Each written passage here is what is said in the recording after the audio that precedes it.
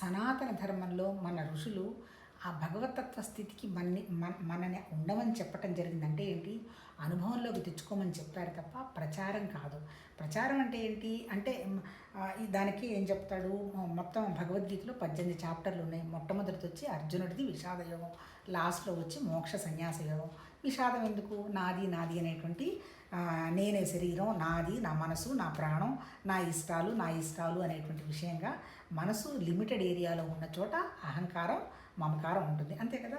దీనికి కారణం ఏంటి, భగవతత్వంలో నుంచి వ్యక్తమైనటువంటి ప్రకృతి అంతా కూడా 3 గుణాలతో ఉంది. తమోగుణం, రజోగుణం, సత్వగుణం. తమోగుణం అంటే శరీరం, రజోగుణం అంటే ప్రాణం, సత్వగుణం అంటే ఆలోచనలు.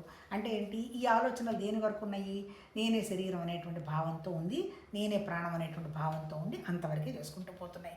ఇప్పుడు నిజంగా ఏంటి, మనం శరీరం, ప్రాణం, మనసు కాదని ఋషులు ఎంతో చెప్పి ఏం చెప్పారు, నువ్వు ఒరిజినల్గా నువ్వే భగవతత్వానివి, భగవతత్వ జ్ఞానానివి. నువ్వు ఆ జ్ఞానం నువ్వు మర్చిపోయి పైన జరుగుతున్న విషయాలే నువ్వు గుర్తుపెట్టుకుని దుఃఖపడుతున్నావు, గర్వపడుతున్నావు, సంతోషపడుతున్నావు. అసలు నిజం చెప్పాలంటే దుఃఖం లేదు. దుఃఖం ఎవరికి, నేను జీవుడిని అనేటువంటి భావానికి దుఃఖం. ఒరిజినల్గా నువ్వు జీవుడివి కాదు, నువ్వు కూడా భగవతత్వానివి అనేటువంటి విషయంగా చెప్పాడు ఫస్ట్ చాప్టర్లో. ఇప్పుడు 17, 18 ఏం చెప్తున్నాడు, మోక్ష సన్యాస యోగం అన్నాడు.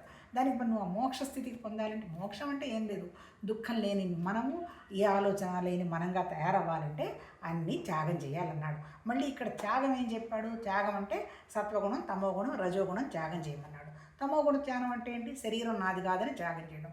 రజోగుణ త్యాగం ఏంటి, ప్రాణం కూడా మంది కాదని త్యాగం చేయడం. సత్వగుణ త్యాగం ఏంటి, నా మనసులో ఉన్నటువంటి ఆలోచనలు కూడా నావి కాదు అని త్యాగం చేయడం. మరి నేనెవరు, నేనెవరు అంటే నువ్వే భగవతత్వానివి, నువ్వే పరమాత్మతత్వ జ్ఞానానివి అనేటువంటి విషయాన్ని నువ్వు గ్రహించటమే భగవతత్వ సాధన లేదా ఆధ్యాత్మిక సాధన అని అన్నారు. దానికేదో రకరకాల పేర్లు, దేవుడికి భక్తిగా ఉండేది చోట భగవాన్ అన్నారు, పరమాత్మ అన్న చోట ఏమో యోగానికి సంబంధించి చెప్పాడు, బ్రాహ్మణ్ అన్న చోట వేదాంతం చెప్పారు. అల్టిమేట్ ఏంటి, మనం అదే స్థితిలో ఉండడం విషయం మాత్రమే మన ఋషులు చెప్పారు తప్ప ప్రచారం చెప్పలేదు.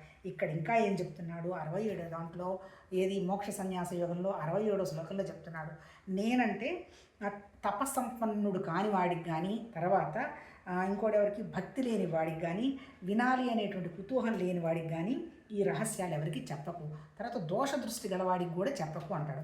దోష దృష్టి అంటే ఎవరు, నెగటివ్గా చూసేవాళ్ళు. ఏ విషయమన్నా చెప్పు, అందులో వెంటనే వాళ్ళకి నెగటివ్ కనిపిస్తుంది. అలాంటి వాళ్ళు ఈ భగవద్గీతను వినడానికి అర్హులు కాదు అన్నట్టు చెప్తున్నాడబ్బా 67లో. అంటే అర్థం ఏంటి, తపశ్శక్తి పెంచుకోవాలి మనం. తపస్సు అంటే ఏం లేదు, మనం చేసే పనిని పరమాత్మ తత్వ భావనతో చేసి ఏం ఆశించకుండా ఉంటాం, ఒకే విషయం మీద మనసు పెట్టుకోవటం,